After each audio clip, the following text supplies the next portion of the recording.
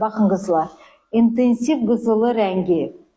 Biz nə etməliyik burada? Və müştəri gəlir sizə deyir ki, mən küllü rəng istəyirəm. Müştəri özü-özündən kraska gətirib 7-ci səviyyənin 11 intensiv 11-ni gətirib və küllü rəngini.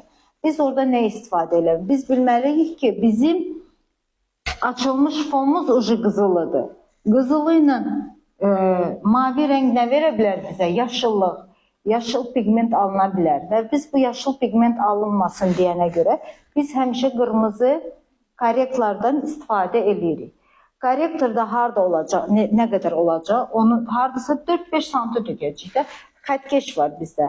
Biz onun 11-dən onun səviyyəsini çıxırıq və yerdə qalan 4 rəqəmdən xətkeşin üstündən korrektorda ölçüsünü götürüb və edirik. Necə olur? Deməli 9.33-ün qarşılığı 11 ilə bizdə nə alınır?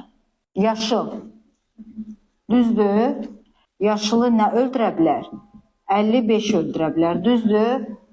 İndi biz bilməliyik ki, buna nə qədər? Biz bu səviyyədən, bunun bu səviyyəsindən əlavə eləməliyik. Qırmızı 4 sm xətkeşdə tökəndə mavi ilə qırmızının qarşılığı nə olur? Bənövşəyi. Deməli, bənövşəyə rəng atır. 4 sm tökürük bunun içinə və bizdə bənövşə fonunda alırıq. Və bizdə qızılı, deməli, qızılını nə neytrallaşdırır? Bizə bənövşəyə neytrallaşdırır. Biz bilməliyik ki, qızılı fonları biz nə ilə neytrallaşdırmalıyıq? Bənövşə tonlarına. Kül rəngləri biz ya boz rəngləri deyək, ya mavi rənglər deyək. Bunlar qarşında bizə həmişə yaşıllıq verir. Yaşıllıq alınmasın deyənə biz həmişə qırmızı korrektordan istifadə eləməliyik.